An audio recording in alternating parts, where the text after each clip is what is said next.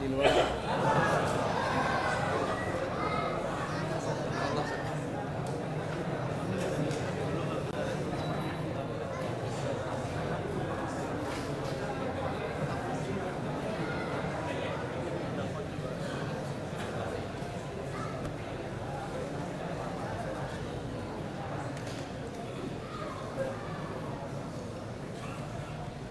Mohon lebih merapat agar yang luar bisa masuk ya, dipenuhkan.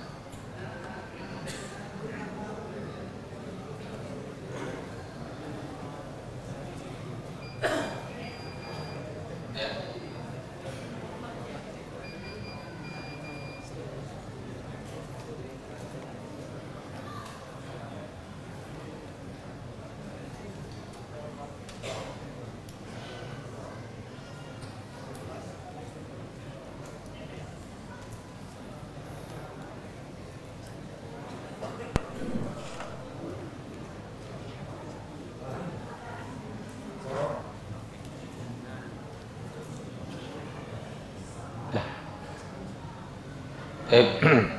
Alhamdulillah, wassalatu wassalamu ala Rasulillah.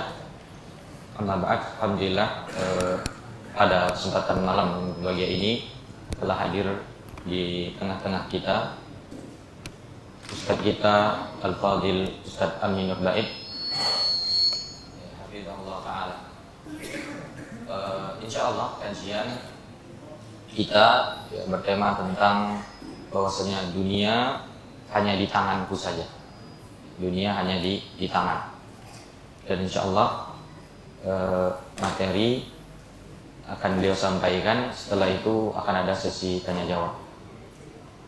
Ya, akan ada sesi tanya jawab.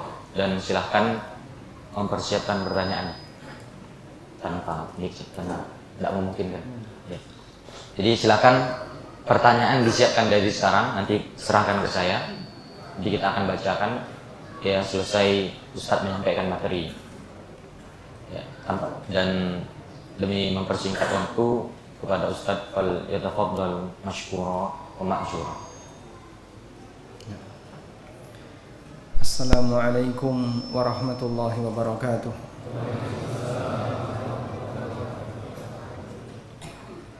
Alhamdulillah, wassalatu wassalamu ala Rasulillah wa ala alihi wa sahbihi wa mawalah, wa ashhadu an la ilaha illallah wahdahu la syarika lah, wa ashhadu anna Muhammadan abduhu wa rasuluh, salawatu rabbi wa salamu alaihi wa ala alihi wa ashabihi wa man sara ala nahjihi wa stanna bi sunnatihi ila yaumil qiyamah.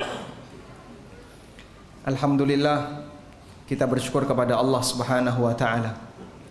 Malam ini di kota Bungo, Muara Bungo atau Bungo saja? Muara Bungo. Allah Subhanahu wa taala mempertemukan kita di Masjid Tarawiyah. Tarawiyah. Tulisannya Tarawiyah. Bacanya Tarawiyah. Itu nama apa Tarawiyah? Nama orang, nama yang wakaf. Masya Allah. Semoga Allah Subhanahu wa taala jadikan ini sebagai amal bagi yang wakaf. Salat dan salam semoga tercurah untuk junjungan kita Nabi Agung Muhammad sallallahu alaihi wasallam atas perjuangan besar yang beliau lakukan dalam menyebarkan syariat sehingga kita bisa merasakan indahnya Islam sampai detik ini. Bagaimana kalau AC-nya kita matikan? Encak panas. Anda pilih panas atau lampu mati? Karena tadi ini berkali-kali listriknya nggak kuat ya. Dan itu disebabkan karena semua AC nyala. Jadi kita AC nyala tapi gelap, atau terang tapi kajian panas.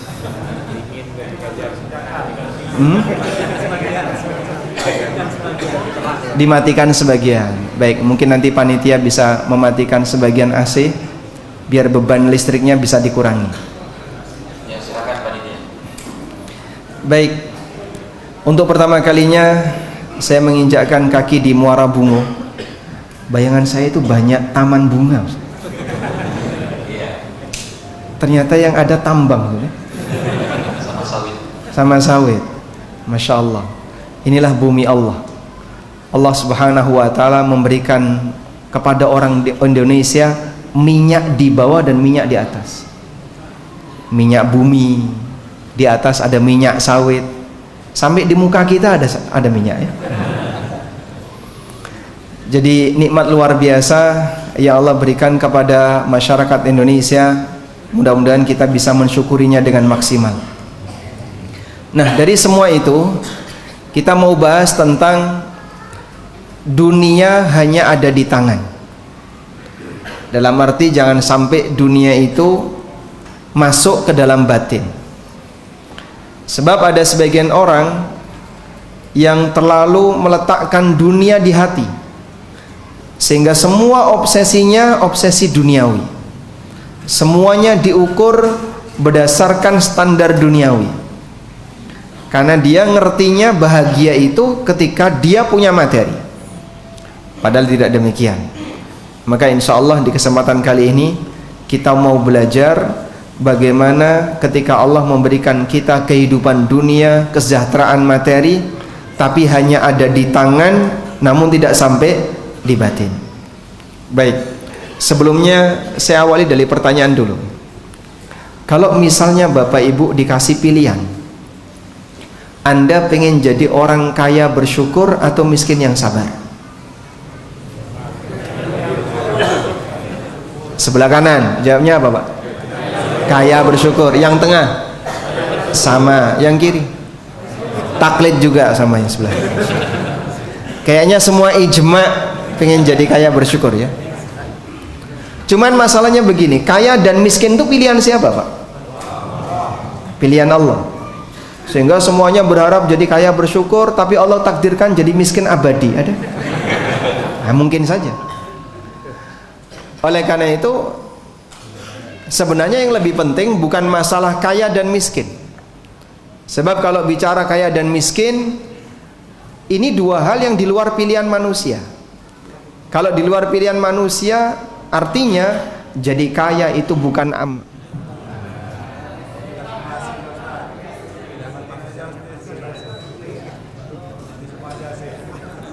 Bismillah. Tadi sudah berapa kali mati?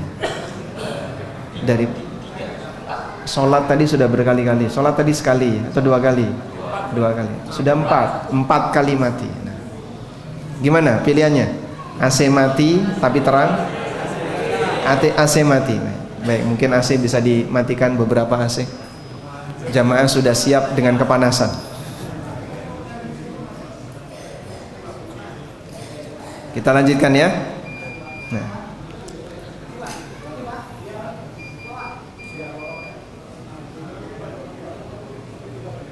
Baik, alhamdulillah. Nah. Kita lanjutkan. Jadi kalau itu di luar pilihan manusia, maka yang seperti ini berarti bukan amal. Bukan amal artinya gimana Pak? Bukan berarti bahwasanya orang kaya lebih dekat kepada Allah daripada orang miskin, atau sebaliknya orang miskin lebih bertakwa daripada orang kaya. Karena jadi kaya maupun miskin itu adalah bagian dari takdir. Yang lebih penting untuk kita pikirkan adalah, apakah kamu bisa menjalankan tugas sebagai hamba yang baik sesuai dengan posisimu? Allah jadikan sebagian hambanya kaya, dan ada ibadah untuk orang kaya. Sebagaimana Allah jadikan sebagian hambanya miskin, dan ada ibadah bagi orang miskin. Maha adilnya Allah, masing-masing diberi tugas, namun bentuknya berbeda. Ibadahnya orang kaya bersyukur, ibadahnya orang miskin sabar. Sehingga yang lebih penting untuk kita pikirkan adalah, apakah kita sudah bisa menjalankan ibadah kepada Allah sesuai dengan kondisi saya saat ini. Maka jangan terlalu berpikir, saya karena miskin jadi nggak bisa banyak belajar, saya karena miskin jadi nggak bisa banyak ibadah. Nggak jaminan ketika Anda kaya Anda bisa belajar. Banyak orang yang ketika dia masih ekonominya susah, dia bayangin, ini kalau usaha sudah jalan, berkembang, saya punya karyawan, nanti saya bisa kajian, saya bisa belajar, saya bisa fokus ibadah, saya bisa umroh, bisa ini, bisa ini. Bayangan dia waktu belum punya. Begitu Allah Subhanahu wa ta'ala memberikan kelonggaran rizki kepadanya, ternyata niatnya geser. Sehingga yang kemarin dia sempat mengatakan, kalau nanti saya kaya akan ini, aneka rencana dia sampaikan. Begitu diberikan oleh Allah Subhanahu wa ta'ala, kenyataannya apa? Ada yang sudah kaya tapi ternyata masih malas belajar, dan bahkan lebih jauh dari situasi thalibul ilmi. Makanya dimanapun kita berada, yang perlu kita pikirkan adalah apakah saya sudah menjalankan tugas sebagai hamba Allah yang baik sesuai posisi saya. Sehingga yang miskin tidak perlu mikir kapan kaya, orang kaya juga tidak perlu takut bersaing dengan yang miskin. Karena itulah jamaah diberangkan Allah, di zaman Nabi SAW, kondisi sahabat secara ekonomi juga beragam. Sebagian sahabat ada yang lebih kaya dibandingkan sahabat yang lain. Sampai satu ketika rombongan sahabat-sahabat yang miskin datang kepada Rasulullah SAW. Lalu mereka menyampaikan, "Ya Rasulullah, dhahaba ahlud duthur bil ujur." Ya Rasulullah, orang yang punya kekayaan borong pahala. Orang yang punya kekayaan, mereka telah memperbanyak pahala, sementara kita tidak mampu untuk memilikinya. Maka Nabi SAW bertanya, "Wa madzak?" Ada apa? Kemudian sahabat yang miskin ini mengatakan, "Yusalluna kama nusalli, wa yasumuna kama nasum, wa yatasaddaquna bifuduli amwalihim." Mereka bisa sholat sebagaimana kita sholat, mereka bisa puasa sebagaimana kita bisa puasa, tapi mereka bisa bersedekah, membebaskan budak yang itu tidak mampu kita kerjakan karena mereka punya harta yang lebih. Lalu Nabi SAW ngasih amalan apa? Yang bisa mengejar amalan orang yang bersedekah. Apa amalannya? Ada yang tahu? Nah, angkat tangan dulu, silakan. Zikir kapan? Subhanallah berapa? 33 kali. Alhamdulillah, Allahu Akbar 33 kali. Ditutup dengan la ilaha illallah wahdahu la syarikalah, lahul mulku wa lahul hamdu wa huwa ala kulli syai'in qadir. Baik, kasih hadiah Ustaz. Nah. Silakan antum pilihkan. Bapak ASN bukan? Oh, bukan, carikan yang lain. Baik, kasih buku prinsip hidupku, Pak. Masya Allah. Baik. Jadi posisi orang kaya di zaman Nabi SAW, dengan kekayaan yang mereka miliki, mereka punya kelebihan dibandingkan orang miskin dari sisi apa? Amal. Dari sisi amal. Itulah yang membuat orang miskin iri kepada yang kaya. Titik irinya bukan masalah keberadaan materi dan harta, bukan kesejahteraan dari sisi fasilitas hidup, tapi yang membuat mereka iri adalah mereka kalah dalam melakukan ketaatan. Maka andaikan jamaah, sahabat yang miskin ketemu dengan orang kaya di masa sekarang, kira-kira mereka iri nggak, Pak? Mungkin nggak punya rasa iri, karena mereka melihat orang kaya di masa sekarang tidak lebih hebat dibandingkan orang kaya yang dulu, tidak lebih rajin beribadah, tidak lebih banyak sedekahnya, sehingga mungkin jamaah sahabat yang miskin di masa sahabat ketika melihat orang kaya di masa sekarang, mereka nggak iri. Karena persaingannya bukan persaingan materi, tapi persaingan dari kemampuan untuk beramal. Akhirnya para sahabat yang miskin dikasih oleh Nabi SAW amalan yang bisa menyaingi sahabat yang kaya. Namun ternyata amalan ini bocor dan yang kaya juga ikut mengamalkan. Lalu mereka datang kepada Nabi SAW, "Ya Rasulullah, ternyata kawan-kawan kami yang kaya juga ikut mengamalkannya." Lalu apa kata Nabi SAW? "Dzalika fadlullahi yu'tihi may yasha." Itu karunia Allah yang Allah berikan kepada siapa saja yang Dia kehendaki. Baik.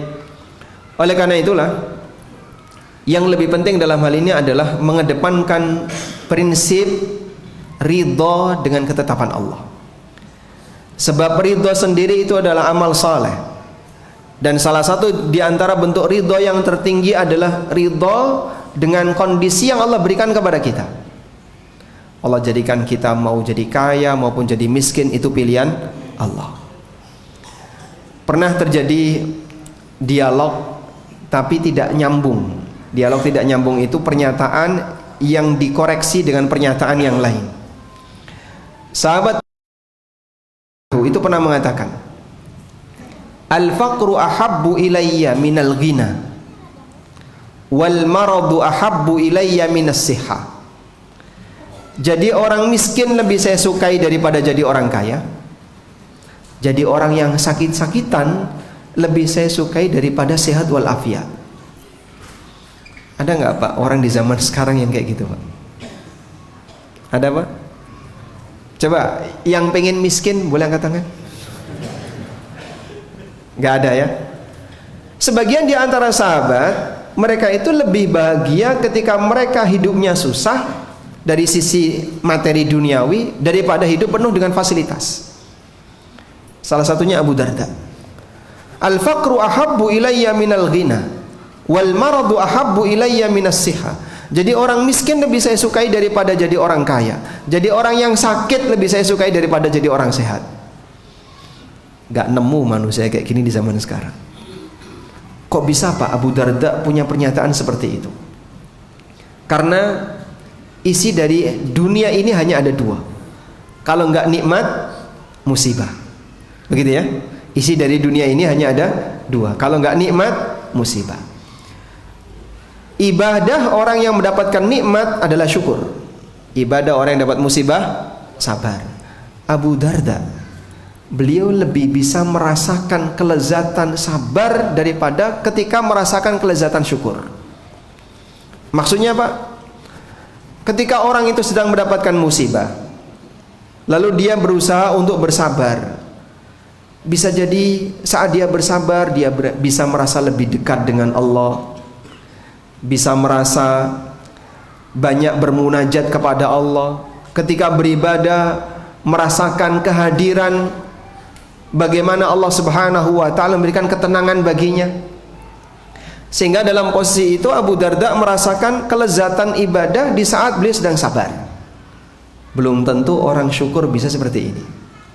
Maka beliau mengenali passion amal yang beliau lakukan, bahwa kalau sabar itu terasa lebih nikmat daripada syukur. Makanya beliau radhiyallahu anhu mengatakan bahwa jadi orang miskin lebih saya sukai daripada jadi orang kaya. Jadi orang yang sakit lebih saya sukai daripada jadi orang yang sehat. Intinya saya lebih senang sabar dapat ujian daripada ketika dikasih nikmat saya bersyukur. Belum tentu saya bisa merasakan nikmatnya ibadah syukur sebagaimana nikmatnya ibadah sabar. Bisa nangis itu nikmat gak Pak? Nikmat Pak. Bisa nangis itu nikmat gak? Nikmat ya. Berapa lama Bapak gak nangis Pak? Sudah berapa lama? Jarang di antara kita yang nangis disebabkan karena menyesali perbuatan dosa yang kita lakukan. Dulu para sahabat mereka nangis tiap malam. Bahkan Ibnu Abbas radhiyallahu anhu di muka beliau di bawah mata ini seperti ada kalung sandal Pak, garis ke bawah. Kenapa Pak? Saking seringnya kena tetesan air mata, sehingga sampai bekas di muka beliau radhiyallahu anhu. Itu bukan cuma nangis sekali dua kali Pak, itu adalah tangisan berhari-hari. Nah mungkin kita hanya bisa nangis kalau lagi punya musibah. Ada keluarga kita yang meninggal baru kita nangis. Di saat kita dapat ujian dari Allah karena sakit baru kita bisa nangis. Atau di saat usaha kita gagal, sebagian harta kita hilang, baru kita nangis.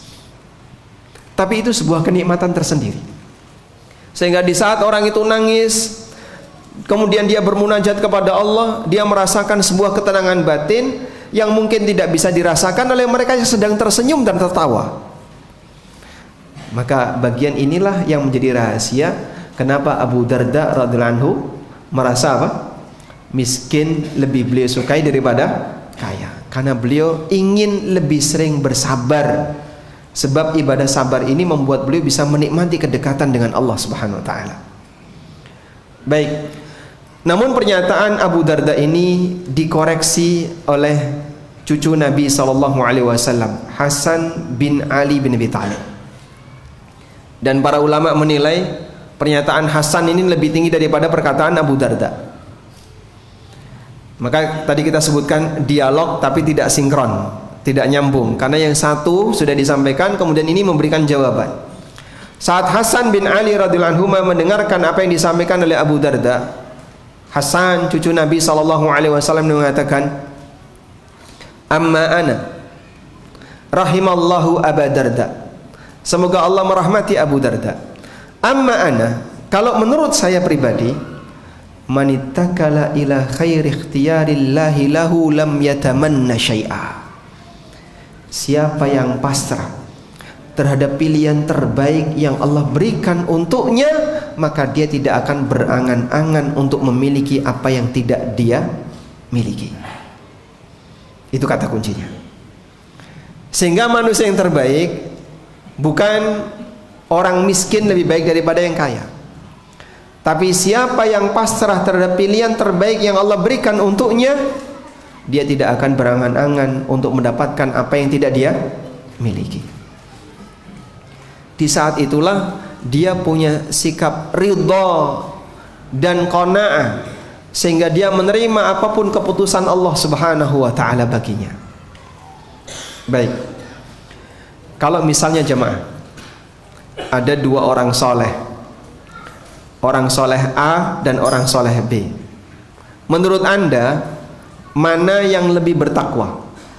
Orang soleh A dia soleh dan miskin, orang soleh B dia soleh dan kaya. Menurut Anda yang lebih bertakwa yang mana? A atau B? Soleh miskin, soleh kaya. Mana yang lebih bertakwa? Orang soleh kaya atau orang soleh miskin? Hah? Miskin atau kaya? Ada yang menjawab miskin, ada yang menjawab kaya. Dua-duanya orang soleh. Yang satu orang soleh miskin, yang satu orang soleh kaya. Menurut Anda yang lebih bertakwa yang mana? Hah? Yang paling qanaah, yang paling kaya. Kenapa?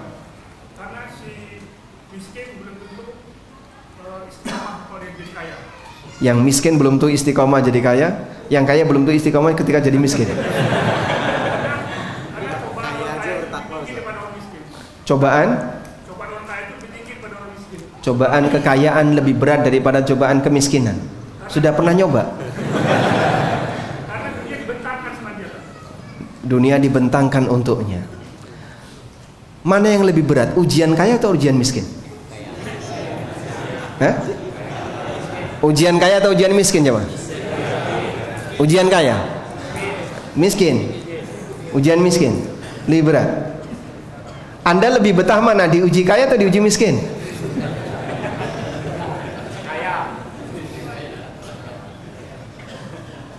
Mungkin ada sebagian orang yang mengatakan ujian kaya itu lebih berat Pak Ustadz.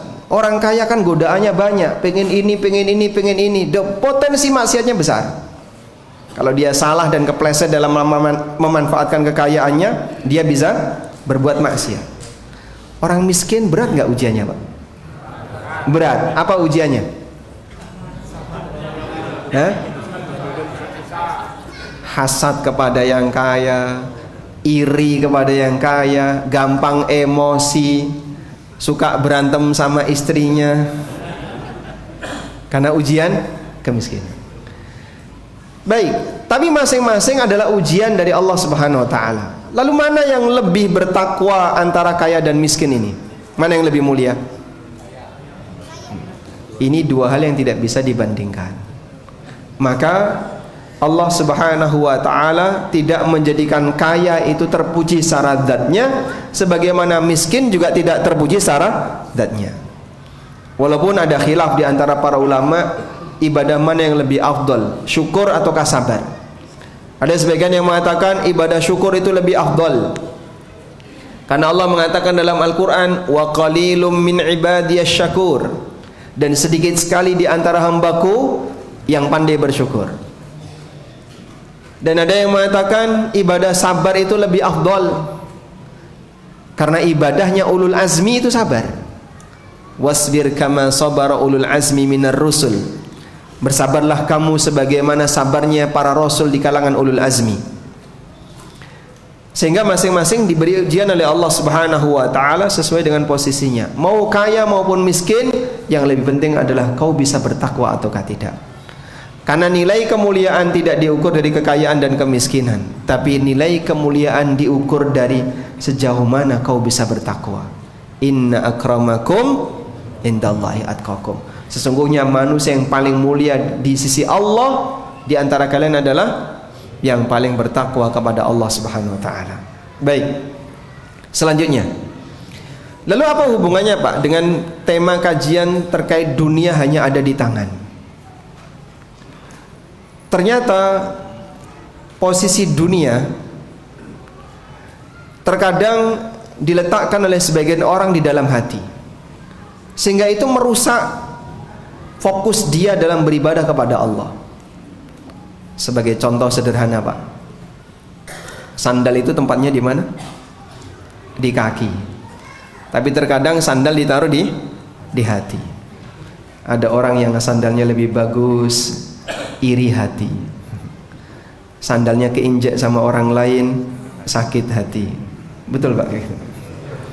Berarti sandal yang seharusnya di kaki ditaruh di mana? Karena kepikiran terus. Karena itulah manusia yang bisa melepaskan ketergantungan batin dengan dunianya, di saat itulah dia bisa menjadi manusia yang zuhud. Di saat itu dia bisa menjadi manusia yang zuhud. Zuhud tidak ada kaitannya dengan kaya dan miskin.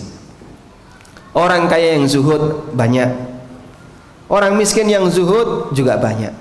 Dan sebaliknya, orang kaya yang tidak zuhud banyak, orang miskin yang gagal zuhud juga banyak.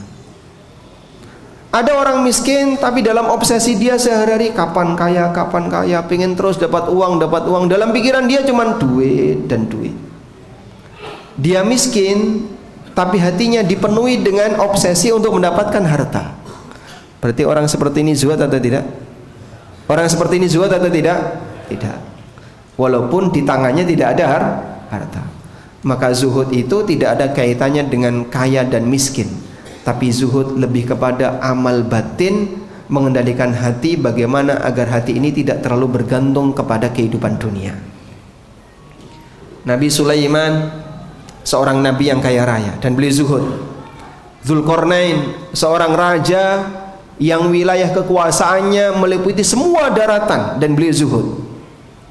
Banyak orang kaya di masa silam yang mereka punya harta yang melimpah dan mereka zuhud. Karena harta hanya ada di tangan dan tidak sampai di batin. Orang miskin di zaman sekarang, dia tidak punya harta, bahkan utangnya berlimpah. Tapi dalam pikiran dia selalu terobsesi kapan bisa kaya, kapan punya ini, kapan punya ini. Maka ketergantungan dia terhadap harta besar, sehingga dia tidak bisa zuhud di situ. Karena itulah zuhud tidak bisa diukur dari mana kaya dan miskin, tapi bagaimana kondisi batin masing-masing orang. Nah, di sini ada sebuah keterangan yang pernah disampaikan oleh Ibnu Qayyim rahimahullah ketika beliau menceritakan tentang zuhudnya para sahabat. Ibnu Qayyim menyebutkan dalam kitab beliau Madarijus Salikin. Beliau rahimahullah mengatakan, Anda boleh catat ya. Wal aslu huwa qat'u alaikil batin. Intinya adalah memutus hubungan antara lahir dengan batin. Famata qata'aha lam tadurruhu alaikud zahir. Jika orang berhasil memutus hubungan antara lahir dengan batin, maka keberadaan lahiriah tidak akan membahayakan batinnya. Kelewat Pak nyatetnya Pak. Kita ulangi ya. Ibnu Qayyim mengatakan dalam kitab apa tadi? Madarijus Salikin. Beliau mengatakan, wal aslu huwa qat'u alaikil batin. Prinsipnya adalah memutus hubungan antara yang lahir dengan yang batin. Famata qata'aha lam tadurrahu alaikud zahir.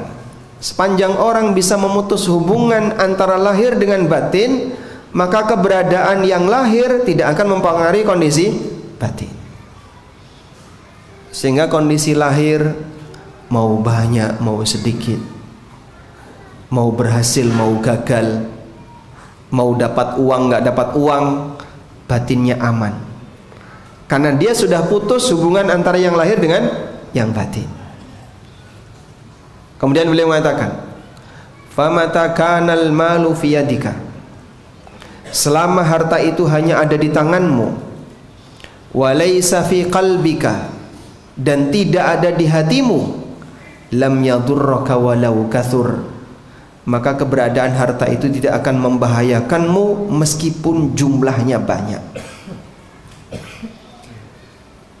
Wa mata kana fi qalbika, dan selama harta itu ada di hatimu, darraka, maka harta itu akan membahayakan bagi dirimu, walau lam yakun fi yadika minhu syai', meskipun di hati, meskipun di tanganmu tidak memegang harta sepeser pun.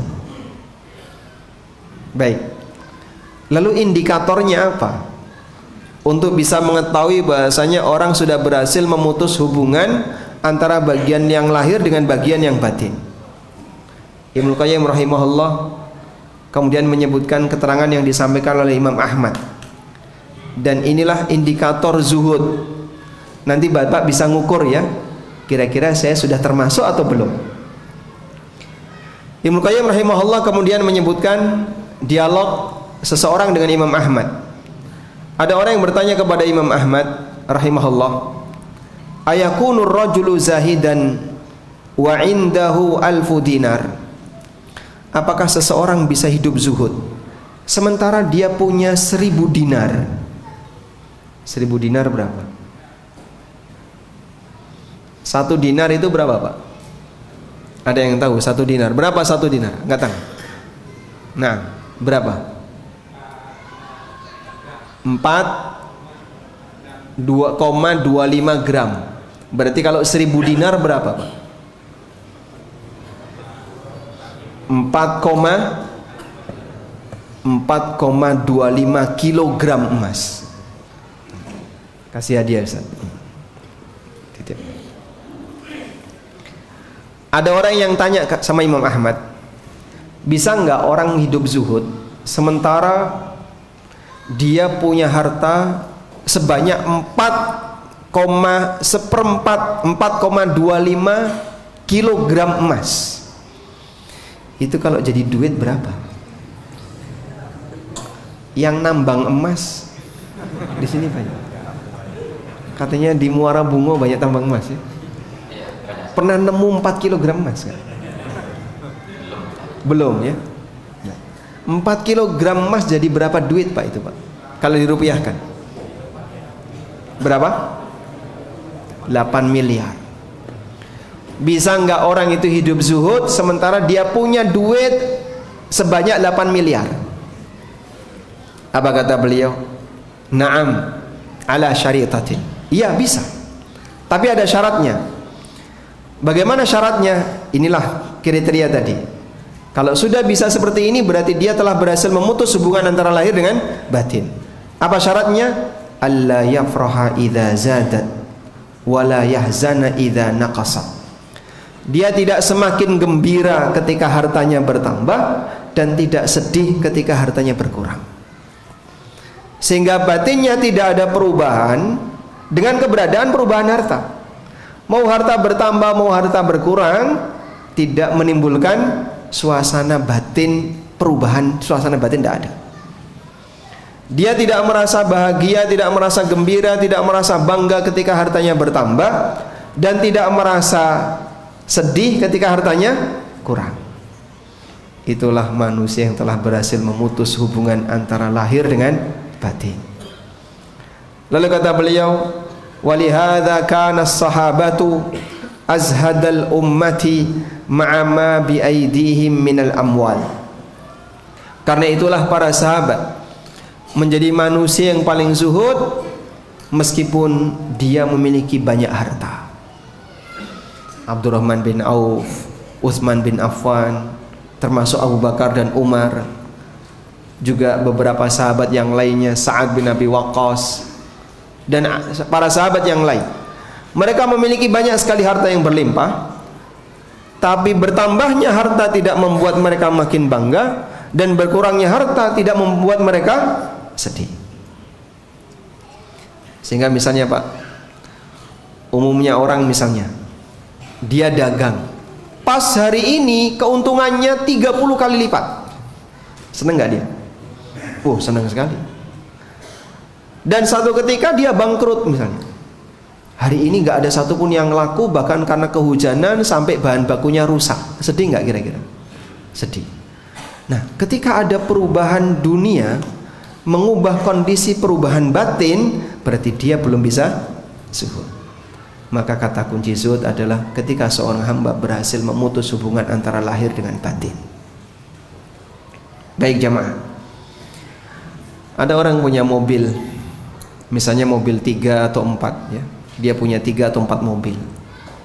Suatu ketika dia pakai mobil, terus keserempet penyok. Kira-kira sakit hati enggak? Sakit hati enggak? Hah? Sakit. Kenapa sakit? Kira-kira sakit hati enggak? Sakit hati. Kenapa sakit hati? Ada sebagian hartanya yang kurang, sehingga dia punya 3-4 mobil. Ketika ada satu mobil penyok, itu mobilnya nggak hilang loh Pak, mobilnya tetap utuh, cuman penyok. Dipantengin terus, dilihatin terus, diusap-usap, diludahin terus diusap-usap. Bayangan dia begitu diludahin langsung hilang. Ternyata nggak hilang-hilang. Kenapa dia kepikiran? Sebab dunianya ditaruh di hatinya. Karena dunianya ditaruh di hatinya. Padahal dia masih punya mobil-mobil yang lain. Satu mobil itu belum hilang ya, cuman penyok, punyawan baret, itu sudah kepikiran. Karena dunia ada di hatinya. Makanya belajar untuk bisa menjadi hamba yang zuhud, ini bukan masalah punya dan tidak punya harta, tapi bagaimana dia bisa mengkondisikan agar harta itu tidak sampai masuk ke dalam batin, harta hanya ada di tangan. Baik. Lalu bagaimana caranya melatih hati agar hati ini bisa memutus hubungan keterikatan antara dia dengan dunia? Nah, kita perlu untuk melatih seperti ini. Ada banyak cara yang diajarkan oleh para ulama. Di antaranya adalah banyak mengingat Allah, lebih sering berpikir tentang nasib kamu di akhirat, lebih banyak memikirkan tentang kondisi kita pasca meninggal dunia. Salah satunya adalah dengan ziarah kubur. Makanya Nabi SAW pernah menyebutkan, kuntu nahaitukum an ziyaratil kubur fal'ana fazuruha fa innaha turikkul qulub wa tudzakirukumul akhirah.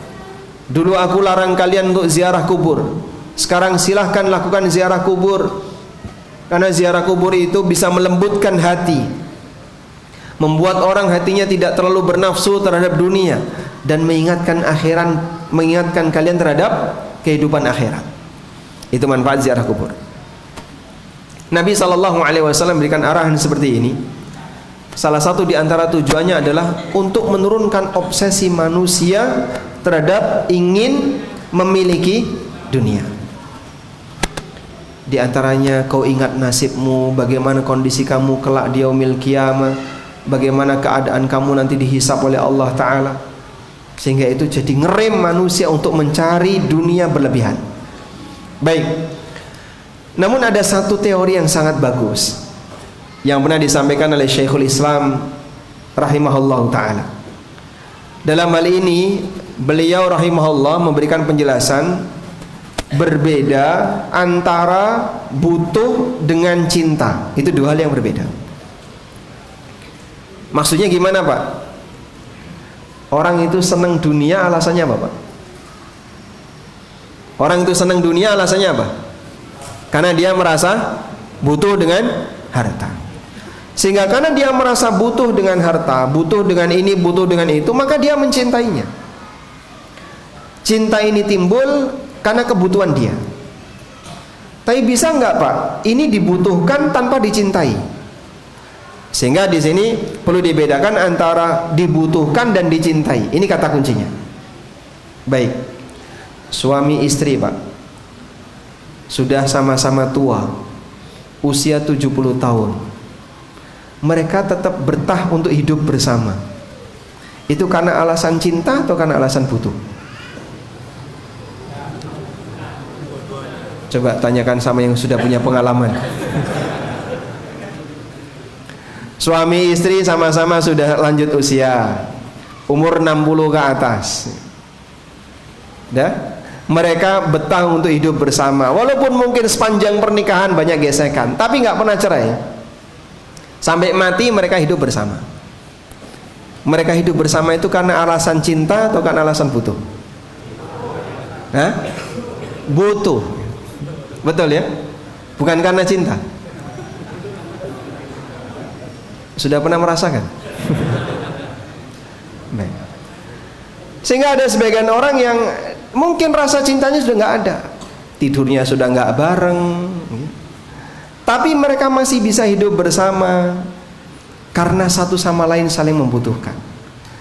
Yang suami butuh istrinya, istri masih butuh suaminya. Sehingga ada butuh tapi tidak mencintai. Dan ada cinta tapi tidak butuh. Contohnya? Apa contohnya mencintai tapi tidak membutuhkan? Ada orang mencintai benda tertentu, dia senang sekali dengan benda ini, tapi benda ini tidak pernah dipakai. Beli motor, ditaruh di dalam kamar. Atau beli kendaraan tapi ditaruh di tempat ruang tamu. Ada nggak kayak gitu ya? Cuma jadi barang koleksi ya. Dikasih tempat khusus, ditulisi dilarang naik.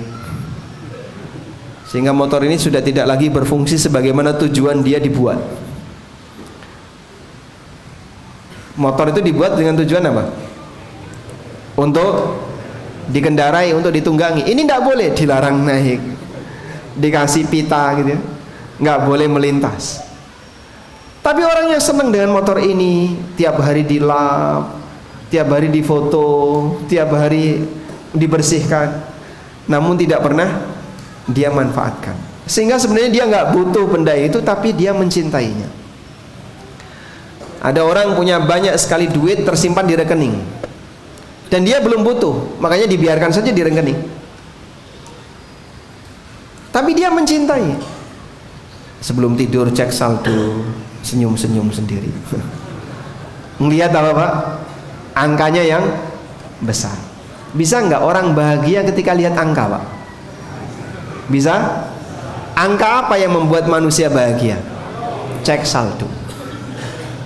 Itu mencintai tapi tidak butuh. Makanya manusia yang seperti ini, dia terjebak dengan mencintai dunia tapi dia sendiri tidak membutuhkannya. Dan itu banyak Pak. Ada sebagian orang yang punya koleksi benda-benda tertentu. Misalnya ibu-ibu koleksi perabotan. Seneng nggak dia dengan perabotan itu? Oh seneng sekali Pak. Suaminya mau pakai dimarahi Pak. Lebih seneng perabotannya daripada suaminya. Segelnya belum dibuka, disimpan di rak lemari. Itu contoh ada orang yang mencintai tapi dia tidak membutuhkannya. Ini manusia paling rugi. Dialah orang yang terkekang dengan dunia. Nah maka Syekhul Islam menjelaskan. Berapa menit lagi adzan isya? 2 menit lagi. Baik, kita selesaikan ini ya. Kata Syekhul Islam, bagaimana caranya untuk mengendalikan batin? Butuh harta tapi tidak mencintai harta. Jadi kalau bapak, saya tanya, bapak butuh harta enggak? Yang jawab enggak butuh berarti enggak jujur dia. Semua orang butuh harta. Tapi katanya kita nggak boleh mencintai harta. Gimana caranya? Butuh tapi tidak mencintai. Kata beliau, "Tsumma yanbaghi lahu ayakhudhal mala bi sakhawati nafsin." Kemudian selayaknya setiap orang mengambil harta dengan perasaan tidak bernafsu. Liyubaraka lahu fihi, agar dia diberkahi. Wala ya'khudhuhu bi israfin wa halak, dan jangan sampai dia mengambil harta dengan terlalu bernafsu dan takut hilang. Bal yakunul malu indahu bimanzilatil khala. Harta di hadapannya itu layaknya toilet. Harta bagi dia itu layaknya toilet. Alladhi yahtaju ilaihi min ghairi ayyakuna lahu fil qalbi makana. Yang dia butuhkan tapi tidak ada dalam hatinya. Bapak butuh toilet nggak, Pak? Butuh? Baik. Coba di antara jamaah yang cinta toilet angkat tangan. Yang cinta toilet angkat tangan, Pak. Boleh pulang duluan. Ada? Sehingga nggak ada orang yang cinta toilet, walaupun dia butuh toilet. Orang bangun rumah misalnya, buka pintu toilet. Nanti di situ ada toilet, tiap pojok ada toilet. Masya Allah. Kok rumahmu berhias toilet? Karena aku mencintai toilet. Nggak ada ceritanya. Seindah apapun toilet orang, tidak dipakai tidur di situ. Dia tidur di kamar. Nah, seperti ini contoh sederhana yang digambarkan oleh Syekhul Islam, bagaimana mendidik batin agar bisa tidak punya hubungan antara dunia dengan kondisi hatinya. Wallahu a'lam. Baik, kita akan salat isya terlebih dahulu, dan insya Allah setelah salat isya nanti kita lanjutkan sesi tanya jawab. Wassallallahu ala nabiyyina Muhammadin wa ala alihi wa sahbihi wasallam, wa akhiru da'wana alhamdulillahi rabbil alamin. Silakan nanti siapkan pertanyaan, ditulis di kertas, atau nanti bertanya lewat mic. Itu ada mic di belakang, silakan berdiri di situ. Nanti bertanya lewat mic yang ada di salat isya.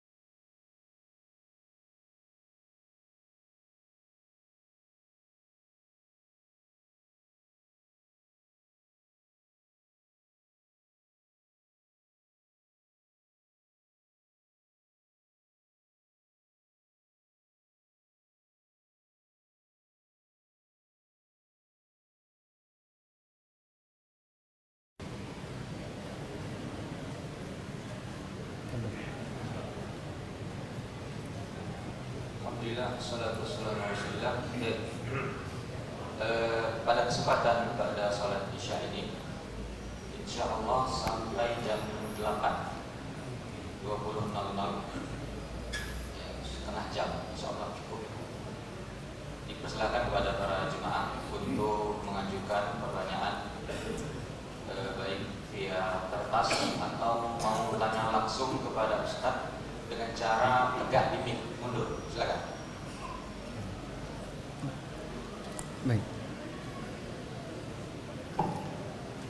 Nah, foto, silakan. Assalamualaikum warahmatullahi wabarakatuh. Waalaikumsalam warahmatullahi wabarakatuh. Sebelumnya perkenalkan, nama saya Karun Ustaz. Izin bertanya Ustaz, bagaimana cara kita yang masih muda seperti ini rentan sekali terjatuh dalam ketakutan Ustaz? Untuk mudah mengendalikan rasa takut, rasa cemas terhadap cita-cita yang kami kejar. Karena di masa sekarang ketakutan masa depan anak muda itu semakin banyak Ustaz. Dan juga bagaimana cara kami menjaga keikhlasan dalam mengejar masa depan Ustaz. Terima kasih. Masya Allah. Usia berapa? 19 tahun jalan 20 tahun Ustaz. 19 tahun jalan. Iya. Jalan jauh atau jalan dekat? Jalan dekat Ustaz. Masya Allah. Baru lulus SMA. Lulus tahun kemarin Ustaz. Sekarang lagi kuliah? Belum. Belum. Baik. Sebagian di antara anak-anak muda, mereka dihantui dengan virus madesu, masa depan suram. Jadi dia ketakutan. Bahkan ini tidak hanya penyakit masa sekarang. Saya sempat jadi guru di SMA, di pondok ya. Sampai ada sebagian yang kan, Ustadz, rasanya saya pengen ngulang kelas 1 lagi. Jadi dia sudah berada di kelas 3, itu takut nanti kalau lulus mau ngapain. Itu sampai pengen ngulang dari kelas 1. Karena sebagian orang mereka khawatir, jangan-jangan nanti kalau sudah keluar dari lembaga pendidikan, keluar dari pesantren, dia nggak bisa mengembangkan dirinya. Terutama rata-rata kalau yang pesantren, harapannya kan keterima di Madinah, atau keterima di Libya, atau di beberapa kampus Timur Tengah, kalau enggak ya di beberapa kampus Islam di Indonesia. Begitu dia nggak keterima, bingung nanti kalau nggak keterima gimana. Pilihannya begitu sempit, hanya pada kampus-kampus tertentu. Karena banyak pendidikan kita, mereka hanya diberi ujian teori tapi tidak pernah diberi ujian lapangan. Orang-orang masa silam, seperti yang kita tahu ya, para sahabat itu mereka diberi tugas oleh Nabi SAW sebagai duta negara di usia yang masih sangat muda. Mu'adz bin Jabal meninggal usia berapa? 36 tahun. Mu'adz bin Jabal meninggal di usia 36 tahun. Dan beliau sudah menjadi duta Nabi SAW, dikirim ke Yaman di usia 24 atau 25 tahun. Sudah menjadi wakil negara. Kemudian Usama bin Zaid jadi panglima perang di usia berapa? 19 tahun. Muhammad Al-Fatih menaklukkan Konstantinopel di usia 19 tahun. Dan banyak di antara pahlawan-pahlawan nasional yang kita kenal, seperti Haji Agus Salim, kemudian beberapa pahlawan yang lain, itu usianya masih muda. Sebab mereka langsung berhadapan dengan ujian yang ada di lapangan. Kalau sekarang kan siswa itu seperti ditaruh di akuarium, Mbak ya. Belajar teori, kemudian ujiannya ada di dalam semuanya. Mereka tidak pernah diperkenalkan dengan tantangan yang ada di dunia nyata. Oleh karena itu, barangkali di antara Bapak Ibu sekalian yang punya putra, punya putri, dan kita berharap nanti mereka lebih siap untuk menghadapi ujian hidup, perlu untuk kemudian terkadang dikasih tantangan berkaitan dengan kondisi real di lapangan. Misalnya disuruh untuk jualan bagi yang laki-laki, disuruh mulai kerja, disuruh mulai membangun bisnis, biar dia bisa merasakan gimana caranya nyari nafkah, beratnya orang ketika mencari nafkah di pasar. Kalau dia sudah sering bergesekan dengan masyarakat, diberi beban hidup seperti itu, maka dia akan lebih siap ketika dia lulus dari sekolah. Baik, ini berkaitan dengan masalah pendidikan. Namun di samping itu jamaah, kita juga perlu untuk memberikan penguatan batin bagi seorang muslim yang mereka punya iman kepada takdir. Insya Allah lebih mudah untuk dikendalikan. Sehingga kita sampaikan kepada mereka, kamu rizkinya ditanggung oleh Allah, bukan oleh bapakmu. Bapakmu hanya sebab kau bisa makan, kau bisa mendapatkan sesuatu. Ini dari sebab kerja bapak atau kerja ibu. Tapi yang menanggung rizkimu Allah. Pernah satu ketika ada orang yang punya banyak anak, lalu dia mengadu kepada seorang ulama tabi'in namanya Ibrahim bin Adham. Ibrahim siapa? Bin Adham. Dia mengadukan kepada Ibrahim bin Adham karena anaknya banyak. Saya itu anaknya banyak, beratnya, nanti harus membiayai ini, membiayai ini. Di zaman belum ada biaya pendidikan seperti masa sekarang. Apa kata Ibrahim bin Adham?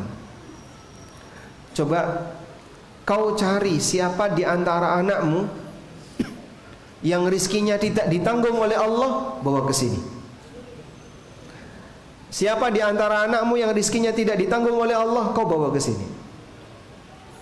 Diam orang itu.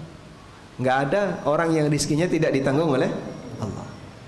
Maka siapapun manusia yang hidup, rizkinya ditanggung oleh Allah. Sehingga jumlah penduduk di dunia ini makin bertambah, makin banyak, itu tidak merebut jatah rizki yang lain. Karena masing-masing orang telah ditetapkan jatah rizkinya. Dan sesuatu yang tertakar tidak akan pernah tertukar. Sehingga jatah rizki fulan tidak akan pindah ke tempat orang lain. Jatah rizki orang tua tidak akan pindah ke anaknya. Maka Allah Subhanahu wa ta'ala melarang keras praktek yang dilakukan oleh orang jahiliyah, sampai membunuh anaknya gara-gara kemiskinan yang mereka alami. Wala taqtulu auladakum min imlaq. Jangan kalian membunuh anak kalian disebabkan karena kemiskinan yang kalian alami. Di ayat yang lain Allah mengatakan wala taqtulu auladakum khasyata imlaq. Jangan kau bunuh anak kalian karena takut miskin. Bedanya apa ini? Kalau yang pertama, orangnya bunuh anak karena miskin. Yang kedua, orangnya membunuh anak karena takut miskin, tapi dia takut miskin. Ini nanti kalau tambah anak, tambah beban. Wah, khawatir saya. Akhirnya anaknya dibunuh karena khawatir nanti akan merampas jatah rizki bapaknya. Dan dua-duanya salah. Maka untuk kasus yang pertama Allah mengatakan Allah yang memberi makan kamu dan anakmu. Untuk kasus yang kedua Allah Subhanahu wa ta'ala mengatakan Allah yang memberi rizki kepada anakmu dan kamu. Sehingga dua-duanya rizkinya dijamin oleh Allah Ta'ala. Maka bagi teman-teman yang masih usia muda, yang baru lulus SMA atau baru lulus kuliah, siapapun tidak tahu masa depan. Bahkan yang tua pun tidak tahu masa depan. Jalani hidup penuh dengan tawakal, bekali dengan ilmu yang cukup ketika Anda mau berinteraksi dengan yang lain. Selanjutnya silahkan lanjutkan sesuai dengan rencana. Masalah hasil Allah Ta'ala yang menentukan. Sebab yang namanya rizki belum tentu datang sesuai dengan arah kita cari. Hajar radhiyallahu anha ketika anaknya nangis dalam kondisi kehausan, lalu ibunda Hajar naik ke bukit Safa, lihat kanan kiri ada nggak sumber kehidupan, nggak nemu apapun. Lalu turun, kemudian beliau berlari, kemudian naik ke bukit Marwah, tengok kanan kiri nggak lihat apapun, turun lagi sampai berapa kali? 7 kali. Dan menjadi ibadah sa'i. Apa yang dicari oleh Hajar? Beliau mencari rizki, tapi rizki itu datang dari kaki Ismail. Dicari antara bukit Safa dan Marwah, tapi rizki muncul di kakinya Ismail. Maka mungkin bisa jadi ada orang yang kuliah di jurusan teknik, tapi rizkinya di dunia pertanian. Ada orang yang kuliah di dunia pertanian, rizkinya ada di tambang. Ada orang yang kuliahnya di pertambangan, rizkinya ada di dagang. Ada yang ketika kuliah ngambil jurusan guru, tapi ketika lulus dia jadi bos. Sehingga beragam orang mencari rizki yang tidak jelas. Dia nggak tahu kemana dia akan menjemput rizki itu. Allah datangkan dari arah yang tidak dia ketahui. Berapa persen mahasiswa yang mendapatkan pekerjaan sejalan dengan jurusan kuliah yang dia ambil? Sedikit, Pak. Banyak di kalangan mahasiswa yang pekerjaannya tidak sinkron dengan jurusan ketika dia mengambil kuliah. Sehingga jurusan A nyasar ke B, jurusan B nyasar ke C, dan seterusnya. Karena itu tawakal kepada Allah, karena kita tidak tahu di mana rizki kita berada, tapi Allah tahu di mana rizki itu akan diarahkan oleh Allah untuk mendatangi kita. Wallahu a'lam. Untuk membuat pertanyaan lebih adil ya kepada para akhwat, mungkin ada yang pakai mic, ada mic enggak? Baik, sambil dibacakan kertas. Baca aja. Ya, sambil bacakan kertas menunggu barangkali mic-nya sedang diaktifkan.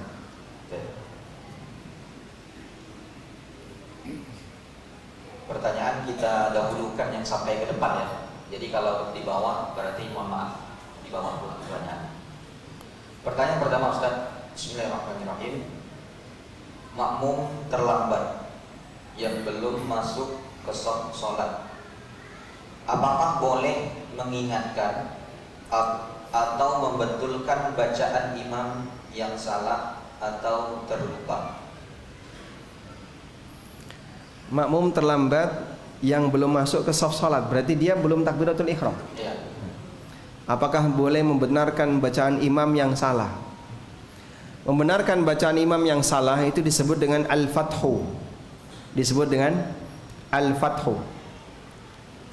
Dan membenarkan bacaan imam yang salah itu bagian dari prinsip ingkarul mungkar. Karena kesalahan ini kemungkaran. Orang membaca Quran salah itu kemungkaran. Kalau Anda tahu, maka luruskan, benarkan. Walaupun bisa jadi dia tidak berdosa. Sebab tidak semua dosa itu kemungkaran, tapi semua kemungkaran tidak semua kemungkaran itu dosa, tapi tidak semua dosa kemungkaran. Saya ulang ya. Kemungkaran itu lebih luas.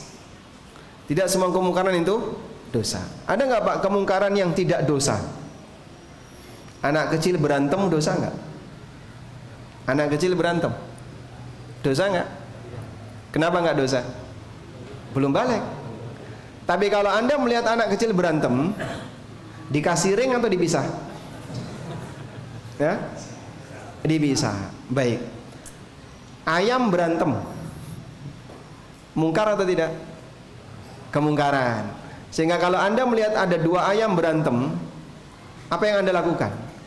Nonton untuk dinikmati atau dipisah? Dipisah. Kenapa kita memisahkannya? Ini praktek kemungkaran. Sehingga kemungkaran itu lebih luas. Tidak semua kemungkaran wujudnya dosa, tapi dosa itu kemungkaran. Orang baca Quran salah, tapi nggak sengaja. Mungkin karena ketika itu dia lupa hafalan, atau dia belum lancar baca Quran tapi nekat baca Quran, sehingga salah panjang pendek sampai mengubah arti. Dan itu di luar kesengajaan. Karena dia pengen berusaha untuk belajar, tapi belum waktunya, dia sudah memaksakan diri. Maka dalam hal ini kemungkaran, kita ingatkan, ini bacaannya nggak bener Pak, harusnya kayak gini. Sudah?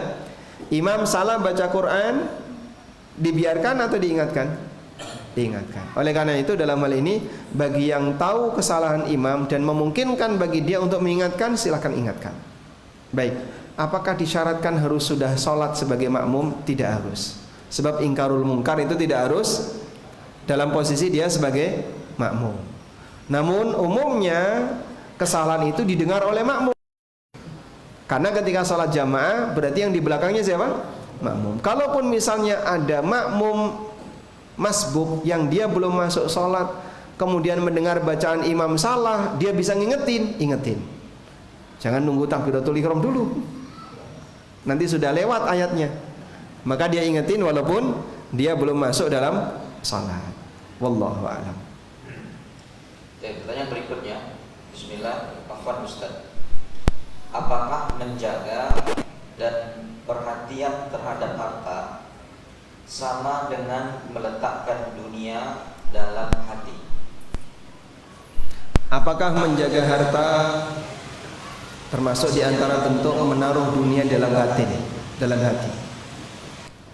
Orang soleh boleh nggak punya harta? Orang soleh boleh. Apa dalilnya? Apa dalilnya orang soleh boleh punya harta? Orang soleh boleh nyimpen harta? Boleh. Apa dalilnya? Angkat tangan. Para sahabat orang soleh mereka nyimpen harta. Sahabat nyimpen harta enggak? Kaya. Nah, apakah mereka sengaja nyimpen harta? Baik, coba Anda lihat di surat Al-Kahfi. Ketika Nabi Khidir alaihissalam membangun ulang tembok yang mau roboh, Khidir memberikan penjelasan kepada Musa. Fa ammal jidaru fakana li ghulamaini yatimaini fil madinati wa kana tahtahu kanzul lahuma wa kana abuhuma salihah. Adapun tembok yang mau roboh itu adalah tembok milik dua anak yatim di kota itu. Wa kana tahtahu kanzun, di bawahnya itu ada kanzun. Kanzun artinya apa, Pak? Harta simpanan yang banyak. Wa kana abuhuma salihah, dan bapaknya orang soleh. Allah sebut orang ini orang soleh dan dia punya kanzun, dia nyimpan harta. Dan hartanya itu diamankan di mana? Di bawah tembok. Jadi sampai diamankan di bawah tembok, biar nanti ketika anak ini dewasa, harta ini bisa dimanfaatkan oleh anaknya. Berarti boleh nggak orang soleh jaga harta? Silahkan. Bahkan sampai Nabi SAW memberikan jaminan, di antara orang yang mati syahid adalah manusia yang mati terbunuh karena membela hartanya. Man qutila duna malihi fahuwa syahid. Barang siapa yang terbunuh duna malihi, duna itu artinya hartanya di belakang dia. Man qutila duna malihi, siapa yang terbunuh karena dia membela hartanya ada di belakang, dia hadapi perampok dengan jasadnya. Maka orang ini mati karena membela hartanya, syahid. Sehingga kita tidak boleh menilai itu kok orang terlalu cinta sama dunia sampai berani berkorban nyawa demi dunia. Bukan begitu. Justru ketika dia mati, syahid. Ada sahabat yang tanya sama Nabi SAW, ya Rasulullah, ada orang yang mengambil hartaku. Kata Nabi SAW, jangan kau kasih. Bagaimana kalau dia membunuhku? Anta fil jannah, kau masuk surga. Kalau aku berhasil membunuhnya, dia di neraka. Sehingga seorang muslim membela hartanya, ini bisa masuk kategori mati syahid. Jika sampai mati karena membela hartanya. Wallahu a'lam. Mungkin ada yang mau bertanya secara langsung. Apa? Assalamualaikum warahmatullahi wabarakatuh. Waalaikumsalam warahmatullahi wabarakatuh. Pertanyaan saya Ustaz, Imam Ahmad bin Hanbal itu di dalam kitab zuhudnya itu menjelaskan bahwa konsep dari zuhud itu bahwa adalah meninggalkan segala sesuatu yang tidak bermanfaat gitu Ustaz. Nah, bagaimana nih penerapan konsep ini sedangkan zaman sekarang ini distraksinya banyak sekali Ustaz. Kemudian yang kedua mungkin kami minta masukan Ustadz. Jadi saya bekerja sebagai ASN di daerah, itu sebagai perencana pembangunan daerah Ustadz. Perencana pembangunan daerah. Iya. Jadi kami mendapat mandatori itu dari pusat, dari dari provinsi juga, bahwa pertumbuhan ekonomi di daerah kami itu harus mencapai 7% Ustadz. Sedangkan menurut kami itu susah dicapai yang pertama. Kemudian kami tidak perlu sebenarnya Ustadz untuk mencapai 7% itu karena relatif tingkat kemiskinan di daerah kami itu rendah, tingkat pengangguran terbuka juga rendah. Jadi tidak perlu misalnya harus semua orang tuh kaya terus cepat tumbuhnya gitu Ustadz.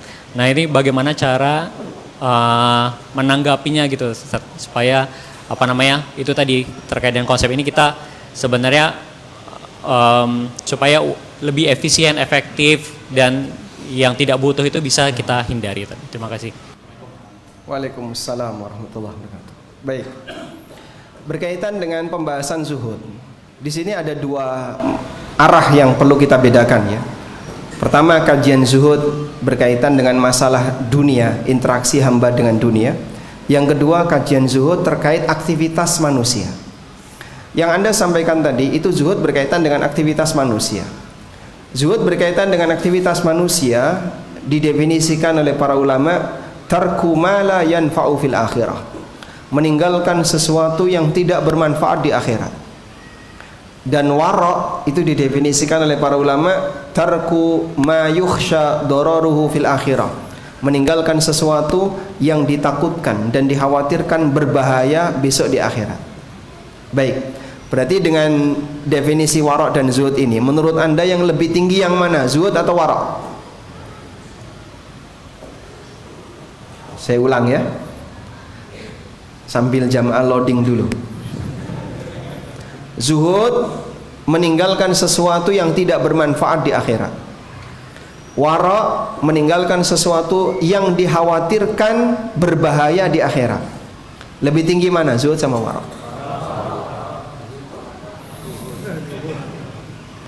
Wara' atau zuhud? Zuhud lebih tinggi. Karena orang yang wara' itu pada prinsipnya yang penting nggak dosa, yang ditakutkan berbahaya. Berarti yang penting apa? Nggak dosa. Kalau zuhud prinsipnya yang penting berpahala. Sehingga orang yang zuhud itu ketika mau beramal dia mikir dulu, ada pahalanya nggak? Nggak ada pahalanya, dia tinggalkan. Dia beralih kepada amal yang berpahala. Kalau orang wara', dosa nggak? Nggak dosa, lanjut. Walaupun bisa jadi tidak ada pahalanya. Mubah itu berdosa nggak? Orang melakukan yang mubah berdosa? Tidak. Maka orang yang wara' masih aktif melakukan yang mubah, yang penting nggak dosa. Tapi orang yang zuhud, dia selalu fokus dan mikir gimana aktivitas yang dia lakukan berpahala. Udah? Selanjutnya, berkaitan dengan tugas Bapak yang mendapatkan mandatori sebagai aparatur negara untuk menaikkan tingkat ekonomi masyarakat sampai 7%. Tapi Bapak menilai masyarakatnya sudah bagus, pengangguran terbukanya nggak ada ya, atau kecil, yang ada pengangguran terselubung. Contoh pengangguran terselubung itu apa, Mas? Jangan jawab ibu rumah tangga lah itu bukan pengangguran dia. Sehingga Anda menilai masyarakat kita kayaknya sudah cukup. Nah, kalau Bapak tanya bagaimana cara menanggapi itu, sekiranya kondisi masyarakat, kemudian Bapak buat laporan, sudah bisa diterima oleh atasan, walhamdulillah. Walaupun mungkin tidak begitu kelihatan nilai dari peningkatan 7% tadi. Karena kan Anda punya tugas dan ada target. Tapi kalau mereka misalnya belum merasa cukup dengan itu, berarti kamu belum mengejar target. Maka silahkan Bapak bersama tim untuk bekerja lebih. Terus Pak, apa sisi kemanfaatan akhirat yang bisa kita dapatkan? Mungkin dalam hal ini Anda kalau sampai berpikir pada tingkatan nilai pahala yang bisa Anda dapatkan ketika Anda bekerja di sana, mungkin perlu pertimbangan banyak. Namun secara umum begini, memberi manfaat bagi orang lain termasuk di antara amal mulia. Dalam hadis riwayat Ad-Daruqutni, Nabi SAW bersabda, ahabbul a'mali ilallah, amal yang ahabbun nasi ilallah, orang yang paling dicintai oleh Allah Ta'ala adalah anfa'uhum linnas, yang paling banyak memberikan manfaat bagi yang lain. Dan Rasulullah SAW mengajarkan kepada kita potensi harta apapun yang kira-kira bisa dimaksimalkan agar bermanfaat bagi yang lain, lakukan. Sampai beliau mengatakan, man kanat lahu ardun falyazra'ha, siapa yang punya lahan hendaknya dia mengelolanya. Fa illam yazra'ha falyuzri'ha akha, kalau dia tidak bisa mengelola dengan sendirinya, kalau dia sendiri nggak bisa mengelolanya, falyuzri'ha akhahu, berikan kesempatan bagi saudaranya untuk mengelola. Artinya optimalkan potensi yang Anda punya. baik potensi harta, potensi properti yang ada maupun potensi yang lainnya, dalam rangka untuk memberikan manfaat bagi yang lain. Wallahu a'lam. Oke, mengingat waktu yang telah membatasi kita dengan Ustaz, maka ini akan menjadi pertanyaan terakhir. Pertanyaan terakhir, dan ini dari akhwat, sehingga setelah ini tidak ada lagi pertanyaan. Jadi mohon maaf, bukan kita tidak mau menjawab pertanyaan yang telah ada, karena memang jam 9 nanti Ustaz ada kajian lagi bersama para karyawan hotel dan studio jam 9. Jadi butuh istirahat menjelang. Oke. Jadi mohon maaf ya, yang sudah bertanya nggak bisa dijawab tadi. Ya. Semoga pertanyaannya menjadi pahala di sisi Allah. Amin ya rabbal alamin. Baik, pertanyaan terakhir Ustaz dari akhwat. Bismillah, assalamualaikum Ustaz. Waalaikumsalam warahmatullahi. Afwan Ustaz, apakah ana salah di setiap sholat duha ana minta menjadi orang kaya yang dermawan, rajin sedekah, dan menolong saudara-saudara yang membutuhkan? Masya Allah. Dari Mahat. Di antara sahabat yang beliau berdoa kepada Allah agar bisa kaya, ada yang tahu siapa namanya? Berdoa kepada Allah biar diberi kekayaan. Sa'ad bin Ubadah, sahabat Sa'ad bin Ubadah. Salah satu di antara doanya Sa'ad bin Ubadah, Allahumma la majda illa bi fi'alin wa la fi'ala illa bi malin, Allahumma la yasluhunil qalil wa la asluhu alayya. Ya Allah, kehormatan tidak akan bisa dicapai kecuali dengan usaha, dan usaha tidak jalan kecuali ada modal harta. Ya Allah, aku tidak layak jadi orang miskin, dan aku tidak mau miskin. Mau ditiru? Baik. Sehingga boleh nggak Pak berdoa kepada Allah minta kekayaan? Boleh. Boleh minta kekayaan, silahkan. Tapi masalahnya adalah rencana apa yang akan kau buat setelah kau diberi kekayaan oleh Allah. Sa'ad bin Ubadah, kenapa beliau mohon kepada Allah demikian? Karena beliau punya komitmen ingin memenuhi kebutuhan Nabi SAW dan para sahabat muhajirin, agar mereka tercukupi ketika hidup di Madinah. Sehingga disebutkan di masa silam Pak, banyak sekali orang yang berdatangan ke kota Madinah. Beda dengan di masa sekarang ya. Di pinggir-pinggir jalan ada warung Padang, ada warung Tegal, ada warung Jawa, dan seterusnya. Di Madinah tidak ada Pak. Sehingga begitu orang datang ke Madinah, dari mana mereka bisa mendapatkan makanan? Mereka diajak oleh sahabat Ansor untuk pulang ke rumahnya, dijamu.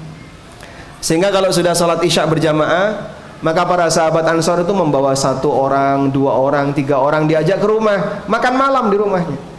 Itu rutinitas harian masyarakat Madinah. Sa'ad bin Ubadah, beliau bisa membawa 80 orang. Sehingga yang lain membawa 1 orang, 2 orang, Sa'ad bawa berapa? 80. Komitmen itu yang dijaga oleh Sa'ad, ingin memenuhi kebutuhan masyarakat muslim, sehingga beliau berdoa kepada Allah Ta'ala gimana caranya biar tidak miskin. Kalau Anda punya komitmen yang sama, alhamdulillah. Cuman ada satu hal yang perlu dihati-hati. Di saat orang sudah berjanji di hadapan Allah, nanti kalau saya kaya, saya akan umroh. Kalau saya kaya, saya akan umrohkan orang tua. Saya akan sedekah, saya akan wakaf, saya akan nyumbang kegiatan dakwah nanti kalau kaya. Tapi tolong diwaspadai, jika memang Allah kasih kekayaan kepada dia, kalau nggak sampai dia wujudkan apa yang dia nyatakan, bisa jadi ini menjadi penyakit kemunafikan.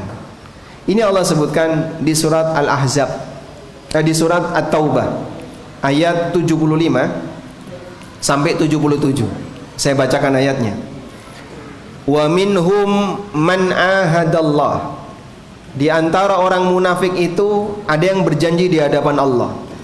La in atana min fadlihi lanasaddaqanna walanakunanna minas salihin. Kalau nanti Allah Ta'ala berikan kepadaku kekayaan, maka aku akan rajin bersedekah dan aku akan jadi orang saleh. Falamma atahum min fadlihi, ketika Allah memberikan kekayaan kepada mereka, bakhilu bihi, tiba-tiba muncul rasa bakhil dalam hatinya. Wa tawallaw wa hum mu'ridun, dia melupakan janjinya dan dia berpaling. Apa hukumannya? Fa'aqabahum nifaqan fi qulubihim, Allah hukum mereka dengan Allah jadikan hati mereka munafik. Allah kunci hatinya jadi munafik. Ila yaumi yalqaunahu, sampai mereka ketemu Allah. Sampai ketemu Allah artinya sampai mati. Bima akhlafu ma wa'aduhu, disebabkan karena dia menyalahi janjinya. Wa bima kanu yakdzibun, dan disebabkan dia telah berdusta. Sehingga diwaspadai ya. Kalau Anda tadi punya harapan, saya pengen kaya, tujuannya biar nanti kalau kaya saya bisa sedekah, saya bisa menderma, saya bisa wakaf, bisa ini, bisa ini. Allah kabulkan, ternyata dia tidak wujudkan. Bisa jadi apa? Dihukum oleh Allah, hatinya dikunci jadi munafik. Nah, itu sisi bahayanya. Makanya boleh saja ada minta kekayaan, berdoa kepada Allah agar diberi kekayaan dengan komitmen tertentu, tapi hati-hati jangan sampai komitmen ini meleset. Wallahu a'lam. Baik. Ustaz, sesi terakhir, Ustaz akan memberikan pertanyaan kepada jemaah dan siapa yang jawab dapat hadiah buku karya Ustaz Aminul Baik Mahidullah. Total Ustaz. Fikih ASN dan karyawan. ASN yang bertanya tadi dapat hadiah langsung ini ya. Dari daerah mana Pak? Dari mana asalnya? Di Muarabungo. Baik, nanti dapat hadiah ini Pak ya. Baik. Insyaallah. Silakan. Pengantar ilmu waris. Di antara jamaah yang enggak dapat warisan dari bapaknya. Ada? Enggak dapat warisan. Panitia tapi belum meninggal. Yang bapaknya sudah meninggal nggak kebagian warisan. Iya, abang nggak kebagian warisan. Masya Allah. Baik, semoga ini jadi pelipur lara bagi abang ya.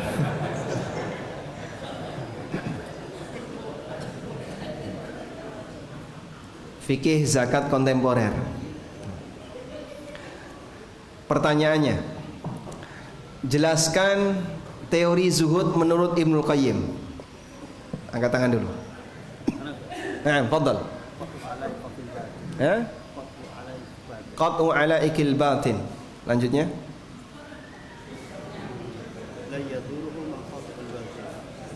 Famata qata'aha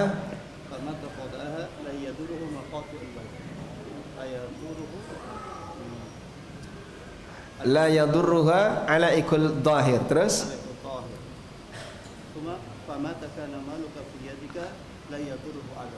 Masya Allah.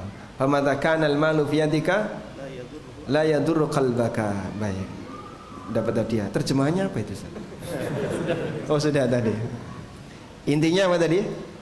Memutus hubungan antara harta lahir dengan kondisi batin. Baik. Selanjutnya, buku Pasar Muslim dan Dunia Makelar. Yang makelar ada nggak di sini? Makelar. Bapak makelar. Baik. Pertanyaan untuk yang makelar ya. Mau dapat buku nggak? Hah? Nggak berani? Oh, nggak berani. Pertanyaannya, bagaimana ciri orang zuhud menurut Imam Ahmad? Nah, silakan.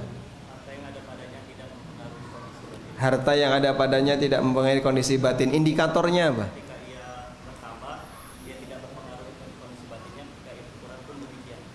Ketika hartanya bertambah, tidak membuat dia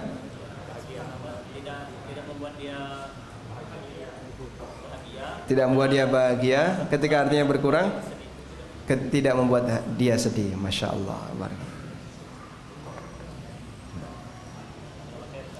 Barakallah fiik. Ada orang utang. Coba yang utangnya paling banyak. Boleh nggak ini? Jujur kayak gini. Nggak ada yang berani jawab. Yang nggak pernah punya utang sepanjang hidupnya. Yang tidak pernah punya utang sepanjang hidupnya.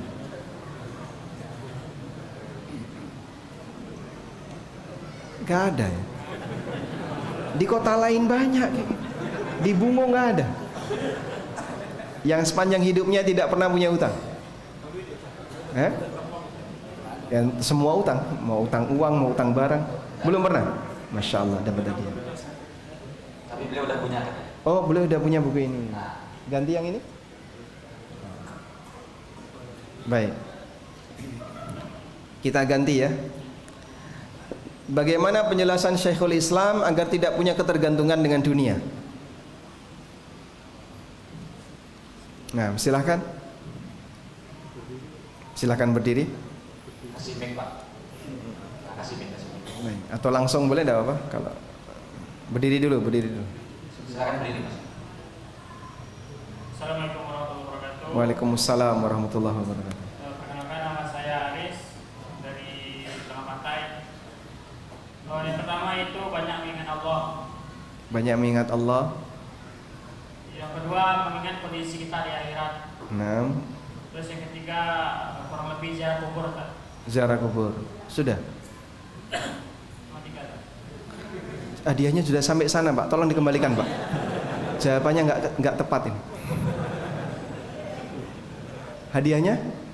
Oh, sudah sampai sana. Balik. Ada satu lagi, coba apa yang disampaikan oleh Syekhul Islam. Gimana caranya biar kita bisa hidup zuhud?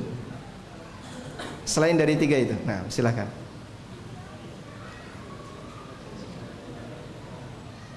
Bismillah. Yang ada di catatan Anas, Nah.